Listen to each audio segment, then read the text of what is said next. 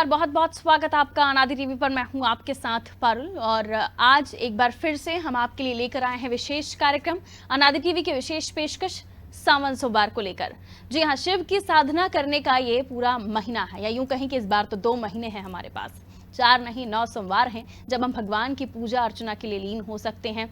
लोग तो खास तौर पर इस महीने का पूरे साल में इंतजार करते हैं ताकि भगवान शिव को प्रसन्न किया जा सके। जो खास पूजा होती है वो करने के लिए जो शिव के भक्त हैं वो इस महीने का इंतजार करते हैं। तो जी हाँ, सावन का सोमवार है और सावन के सोमवार का ये 6वां दिन है और आज तमाम भक्त जो हैं भगवान भोलेनाथ की पूजा में पूरी तरीके से रमे हुए हैं और साथ ही हर जगह पर भगवान भोलेनाथ के मंदिरों में हम देख रहे हैं कतारें लगी हुई हैं श्रद्धालुओं की।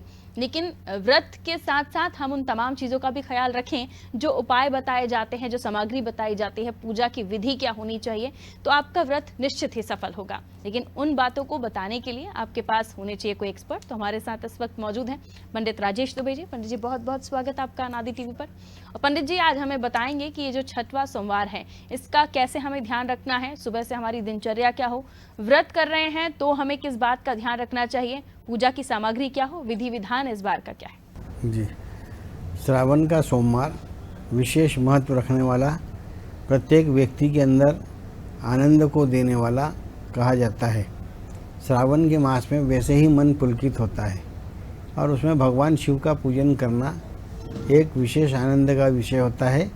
शिव जी का पूजन करने का जो विधान है उसके अनुसार भगवान श्री शिव की किस प्रकार से पूजा करें, तो प्रातःकाल सूर्योदय के से पहले उठकर स्नान आदि करें और सूर्योदय काल में भगवान श्री शिव के पूजन के लिए संकल्प लें। सबसे पहले सूर्य को आर्घ्य दें, उसके पश्चात अपने पूजन स्थल पे आए, भगवान श्री शिव का आवाहन करें, आवाहन करके उनकी पूजन आदि करें। पूजन करने में आप अभिषेक कर सकते हैं। अभिषेक करने के लिए पंचोपचार, अष्टोपचार, षोडोपचार विधि होती है। उनमें से जो विधि आपके अनुरूप हो या आपके कुल गौरव की जो रीति है उसके अनुसार उनका आप पूजन कर सकते हैं। भगवान श्री शिव का पूजन करने के लिए सबसे पहले होता है कि हम चित्त को शुद्ध करें। अंतर्याग और बाह्य याग की शुद्धि होना जरूरी होता है। जब अंतर्याग और बाह्य याग मतलब शरीर को स्वच्छ करना, स्नान आदि करना। अंतर्याग मन आत्मा को जो है स्वच्छ रखना। मन और आत्मा जब स्वच्छ होती उस समय आप वाचाल नहीं होते और कपट नहीं कर पाते और ना ही किसी की निंदा कर पाते, ना चुगली कर पाते। निंदा, चुगली और अन्य इस प्रकार के जो दोष है इससे बचना चाहिए। जहाँ तक बने 16 क्षमा चाहूँगा, जहाँ तक हो श्रावण का जो सोमवार है उसको जो पूजन करते समय एक चित और एक ध्यान में लग्न होकर पूजन करना चाहिए। भगवान श्री शिव का अभिषेक करें, उसके पश्चात उनको चंदन लगाए, भस्म लगाए। चंदन और भस्म के साथ में फिर बिलपत्र, समीपत्र और धतूरा और अन्य जो उपचय आप चढ़ाना चाहते हैं वो भगवान शिव को अर्पित करें। ये विशेष रूप से ध्यान रखें। बिल्कुल, तो सावन सोमवार पर आपको किन बातों का ध्यान रखना है ये पंडित जी हमें बता ही रहे हैं। साथ ही पंडित जी कुछ और चीज़ें हैं, यानी भगवान भोलेनाथ का अभिषेक करना, पंचामृत से अभिषेक किया जाता है, रुद्राभिषेक किया जाता है और उसके बाद दान का भी अपना महत्व है। लोग कह सकते हैं भंडारों का भी आयोजन करते हैं। तो इस बारे में आप क्या बताएंगे दर्शकों को? इस बार जो है रुद्राभिषेक करना या भगवान भोलेनाथ का अभिषेक करना किस तरह से किया जा सकता है? घरों में है तो, या करवाया जा सकता है तो किस बात का ध्यान रखें? देखिए, भगवान श्री शिव का पूजन करने के पश्चात, क्योंकि सोमवार के दिन तो आप भंडारा कर नहीं सकते क्योंकि सब लोग व्रत करते हैं जी। तो जब पूरे यानी कुल मिलाकर आपके श्रावण के जितने भी सोमवार है जब आप पूर्ण कर लें उसके बाद भंडारा करेंगे, उसका आपको लाभ प्राप्त होगा और भगवान शिव की कृपा बरसेगी। सावन सोमवार के साथ में यहाँ पर मंगलवार के भी पूजन का विधान है। ऐसा कहा जाता है कि श्रावण के शुक्ल पक्ष और कृष्ण पक्ष में जो सोमवार आता है, उस मंगलवार आता है, उसमें मंगला गौरी और स्वर्ण गौरी का पूजन किया जाता है। मंगला गौरी क्या है?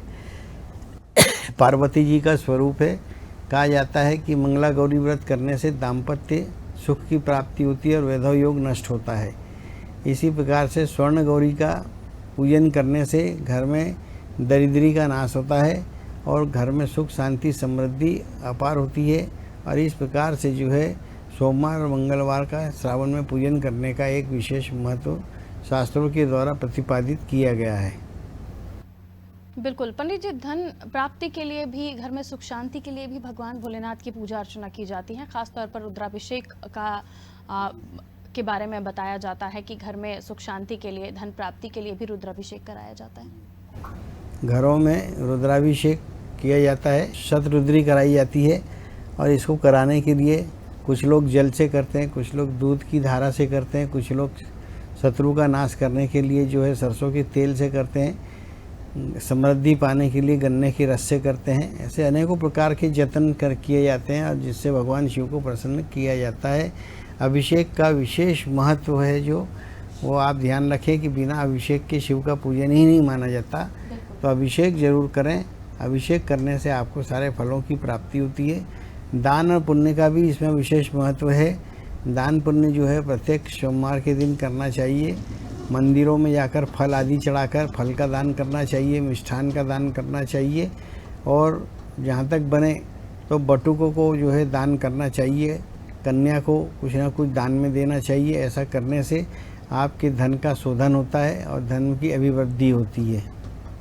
एक और बात पंडित जी, जो इन दिनों लोगों के लिए चर्चा का विषय भी बना हुआ है कि लोग सावन सोमवार में बिल्कुल पवित्र हो जाते हैं। मांस, मच्छी, ये तमाम नॉनवेज चीज़ें छोड़कर वो इस महीने वेजिटेरियन रहना चाहते हैं।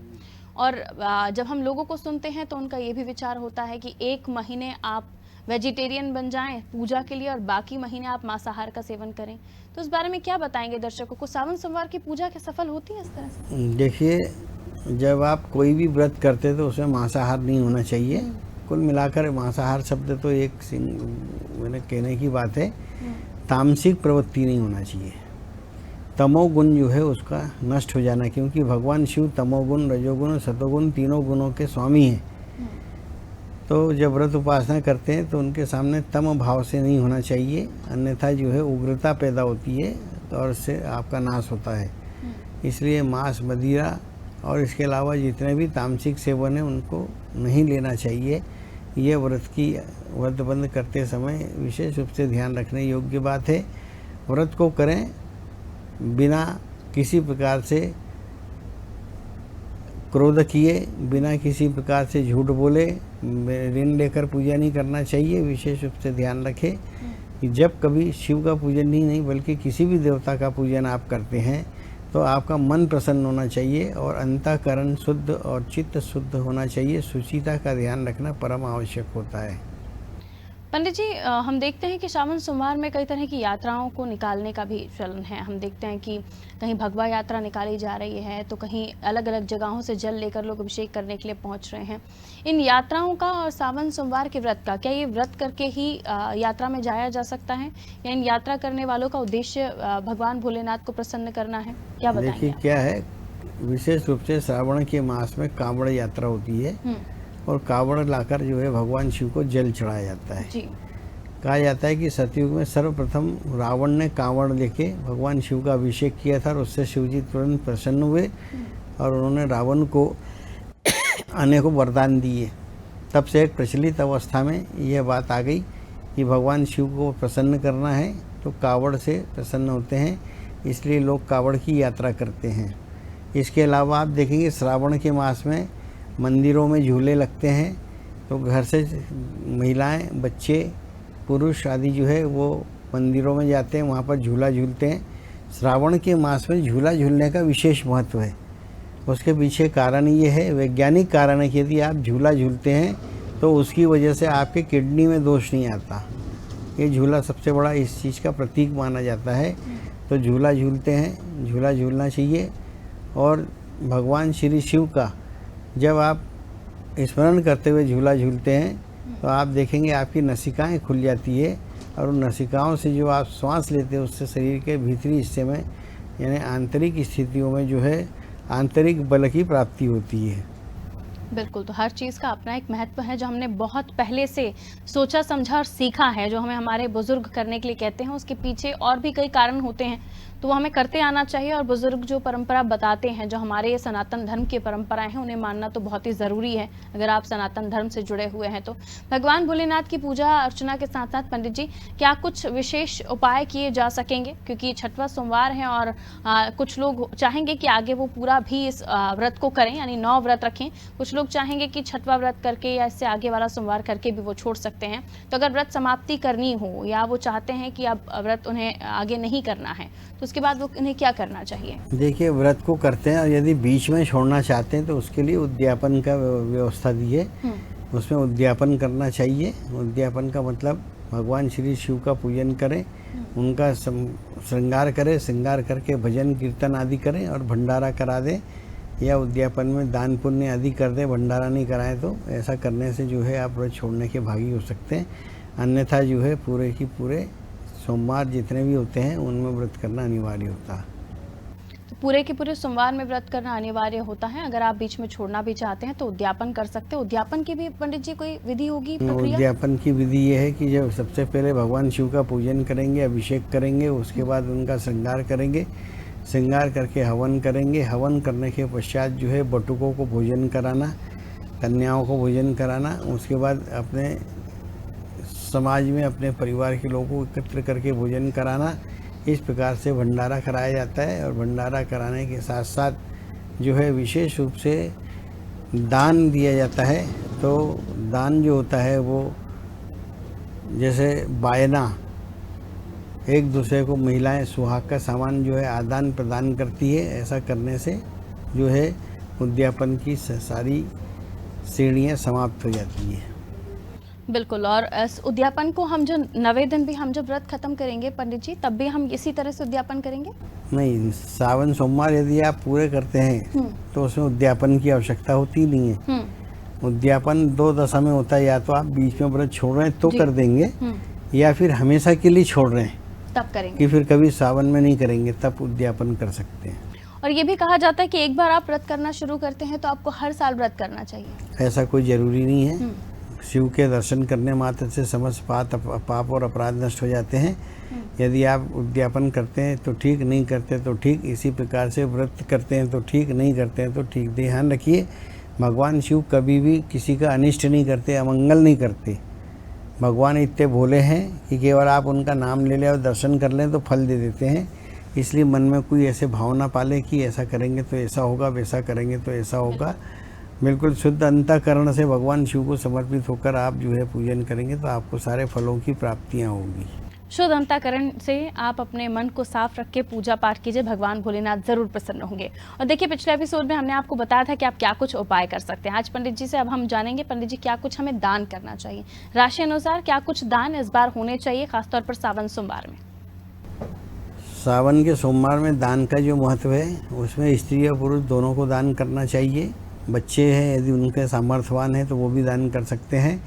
दान करने के लिए मेष राशि के जो जातक हैं वो ध्यान रखें, आम के फल का दान करें। वृष राशि के जो जातक हैं वो कपास का दान करें। मिथुन राशि के जो जातक है वो अमरूद का दान करें। उसके पश्चात जो कर्क राशि के जातक हैं वो चावल का दान करें। सिंह राशि के जो जातक हैं वो फलों का दान करें। कन्या राशि के जो जातक हैं वो अन्न में गेहूं का दान करें। उसके पश्चात तुला राशि के जो जातक हैं वो सप्तधान्य का दान करें। उसके पश्चात वृश्चिक राशि के जो जातक हैं वो सरसों के तेल का दान करें। उसके पश्चात धनु राशि के जो जातक हैं वो पीली दालों का दान करें। उसके पश्चात जो है मकर राशि के जो जातक हैं वो काले उड़द का दान करें।